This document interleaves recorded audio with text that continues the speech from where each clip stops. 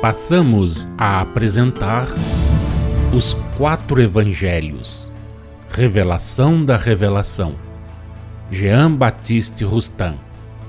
Narração, Paulo de Moraes.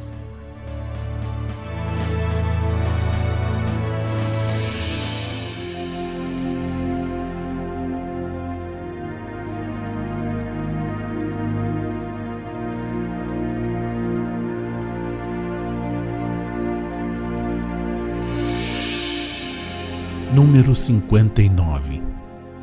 Que é o que devemos pensar da opinião que se formula assim? Do mesmo modo que para o espírito em estado de formação, a materialização nos reinos mineral e vegetal e nas espécies intermediárias, e igualmente a encarnação no reino animal e nas espécies intermediárias, é uma necessidade e não um castigo resultante de falta cometida.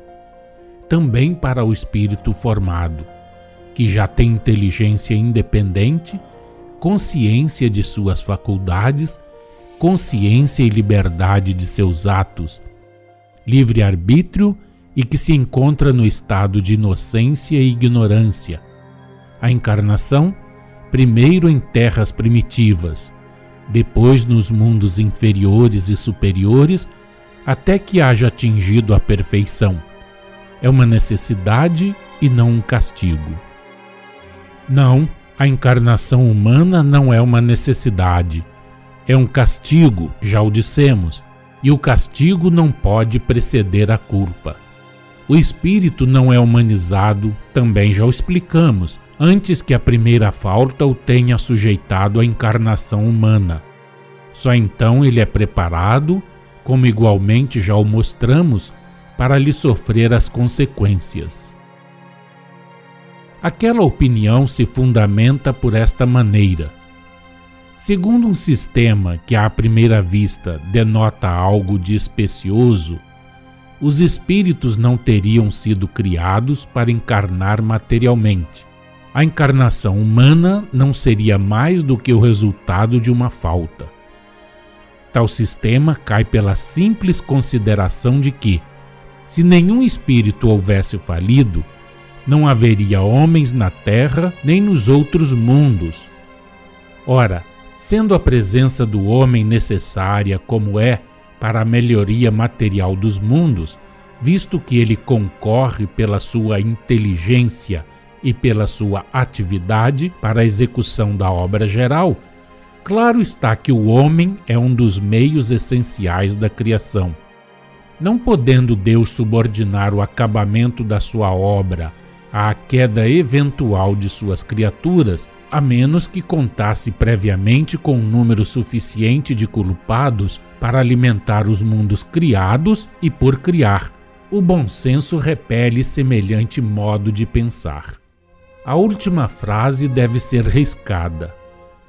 O bom senso, ao contrário, indica que a presciência de Deus lhe faculta saber que no número dos que ele cria simples, ignorantes e falíveis, haverá sempre muitos que, pelo mau uso do livre-arbítrio, sucumbirão às suas fraquezas, se deixarão arrastar pelo orgulho, que se origina da ignorância e tem por derivados a presunção, o egoísmo e a inveja.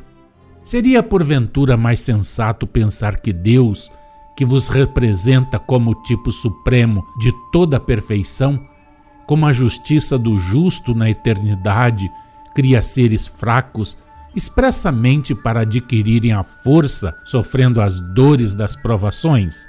Que os cria inocentes para lhes ensinar a prática da inocência no assassínio, na indignidade e na multiplicidade dos vícios das encarnações humanas primitivas, vícios que se enraizam tanto nas criaturas que milhares de séculos por sobre elas passam sem as polir, que a torrente impetuosa do tempo corre sem cessar sobre esses pedregulhos toscos e ásperos sem conseguir alisar-lhes as superfícies. Sem conseguir alisar-lhes as superfícies, sim, porquanto ainda neste dia que para vós brilha, inúmeras baixezas afligem o gênero humano. Se assim fora, poder-se-ia dizer que Deus concedera ao espírito o livre-arbítrio sob a condição de ficar este submetido a uma lei única, a do pecado. Por essa forma, teria ele sujeitado a suplício igual, o da encarnação humana, tanto o espírito que no estado de inocência e ignorância, dócil a seus guias, segue o caminho que lhe é apontado para progredir, como o espírito indócil, orgulhoso, presunçoso, invejoso e egoísta, que culpado e revoltado, faliu por usar mal do livre-arbítrio. Não, Deus é grande, justo, bom, paternal.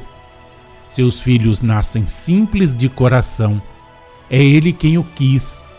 Tem a liberdade dos atos, é Ele quem a concede. Usam quase sempre mal dessa liberdade. É que, dando ao espírito o uso do livre-arbítrio, Deus dele se afasta, por assim dizer, a fim de o deixar entregue às suas próprias impressões. É então que o espírito escolhe o rumo que prefere seguir.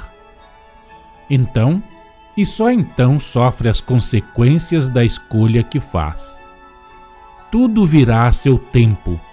É esta uma verdade que abrirá caminho, como já o abriram estas outras, a reencarnação e a anterioridade da alma. Uma geração semeia, a seguinte monda e a terceira colhe. A presciência de Deus lhe faculta saber, desde e por toda a eternidade, pois que o presente, o passado e o futuro lhe estão patentes a todos os instantes, que nada faltou, nem faltará à vida e à harmonia universais. Que houve, há e haverá sempre espíritos culposos para alimentar as terras primitivas, o vosso e os outros mundos que ele criou, cria e criará, destinados a servirem de habitação aos espíritos que faliram, estão falindo e hão de falir, os quais todos tiveram, têm e terão que expiar e progredir nesses mundos e que trabalhar pela melhoria material deles. A presciência de Deus lhe faculta saber desde e por toda a eternidade que também houve e haverá sempre espíritos que, puros no estado de inocência e de ignorância, dóceis aos seus guias, se conservarão puros no caminho do progresso, trilhando-o simples e gradualmente, conforme lhes é indicado. Que sempre houve, há e haverá espíritos como esses, que nunca hão de falir, para alimentar todos os mundos fluídicos que ele criou, cria e criará, apropriados às inteligências dos que os devem habitar e nos quais essas inteligências têm que progredir em invólucros fluídicos.